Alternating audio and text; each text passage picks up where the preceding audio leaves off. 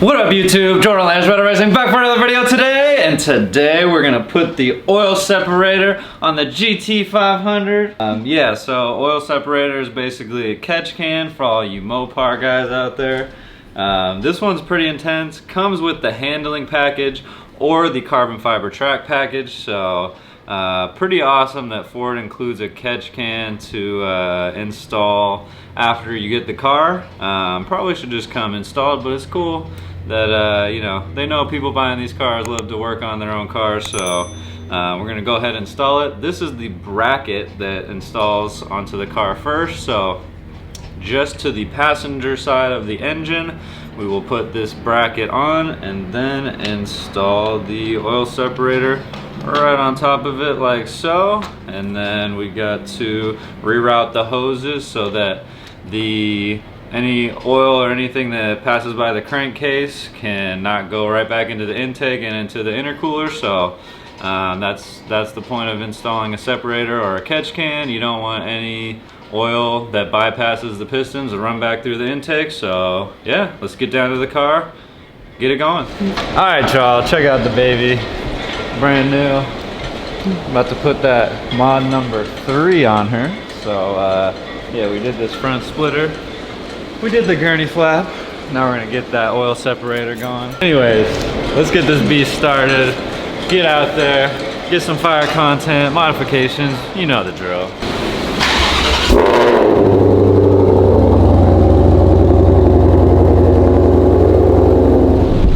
Alright y'all, so it is ridiculously windy, so I hope you can hear me. I don't know what the hell's going on in LA, but let's get to this oil separator and make sure this engine is nice and safe. We don't want any crap running through it, so yeah, come over here, I'll show you.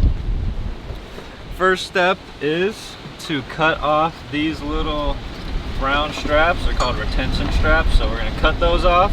And then we're going to unplug these guys right here, and you see how they're routed over the top right here. We're going to route them underneath of this cable right here and then plug them back in. So show you that.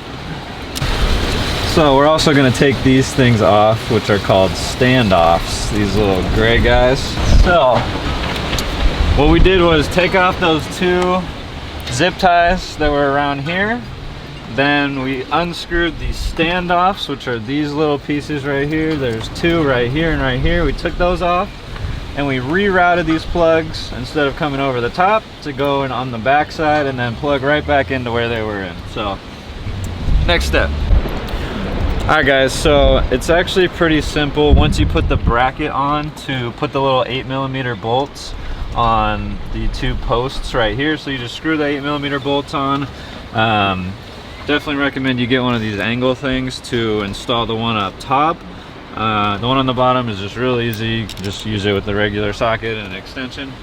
Then you just put the little bolt covers right back on top of it, and after that you're gonna come down in here and use the little push pins, and use the push pin with the zip tie, plug it into the little metal hole that you see right there, and tighten that strap down so these wires don't go anywhere.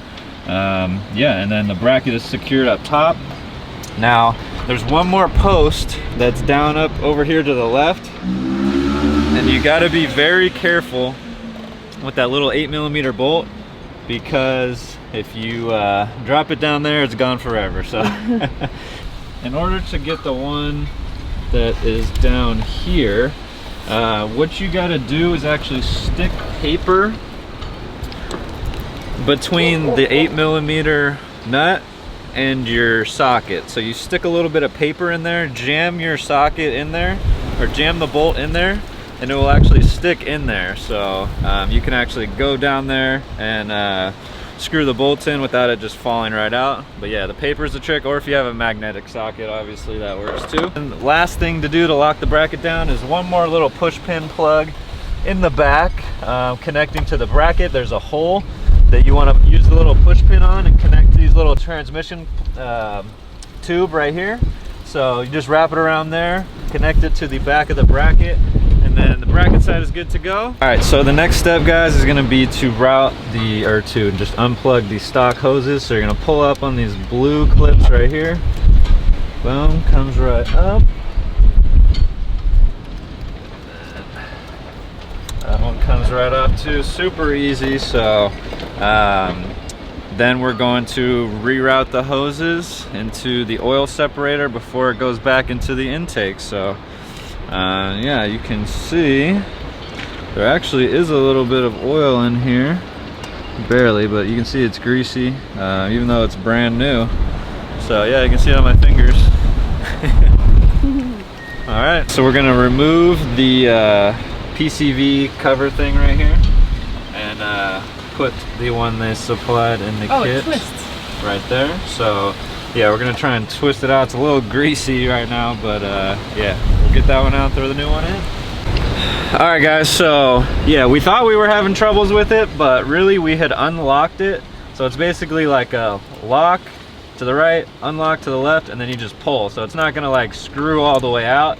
You just pop it unlocked and then pop it all the way out. Yeah, super easy.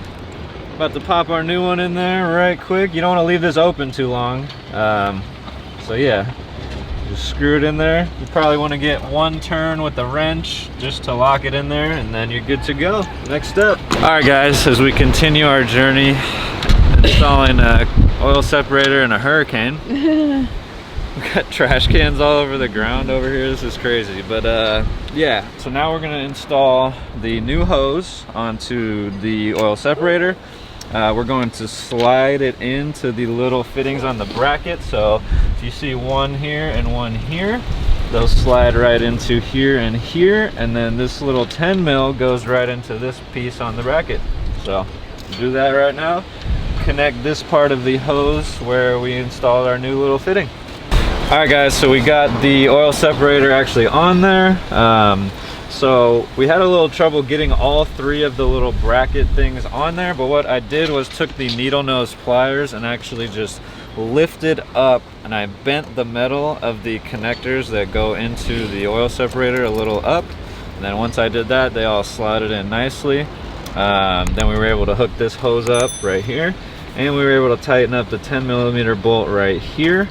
Yeah, so now we are on to the next step. All right guys, so we got to get the hell out of here, but first thing is we got the little right angle adapter on down here, and you turn it around 4 times. You got to move these plugs back pretty significantly to turn it around, but then you're going to go ahead and tighten this nut down on top of it. We use needle nose pliers because we couldn't really get a wrench in there properly, but go ahead and unplug these guys right here if you need to for some clearance, and then you're going to run the hose from here over to the oil separator, and then pretty much you just plug back this plug it back where it was going into the intake, and you're all done.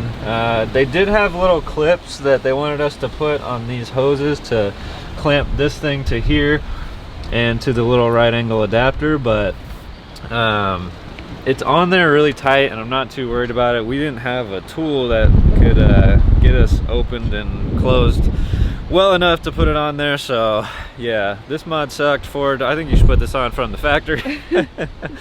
But yeah, it's all done now, so let's get this thing started up and get the heck out of here.